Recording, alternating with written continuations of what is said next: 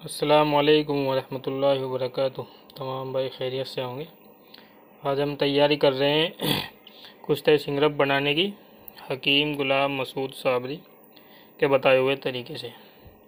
इसके जो अज़्ज़ा हैं, इसमें हमने एक पाव माल कंगनी है, 24 जर्दी अंडों की है देसी।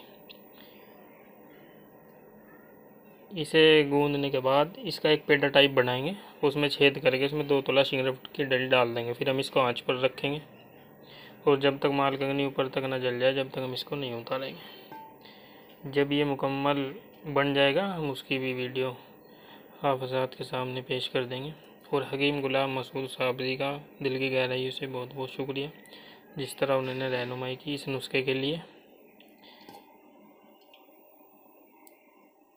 और इसके बहुत ही अच्छे रिजल्ट है इमसाक के लिए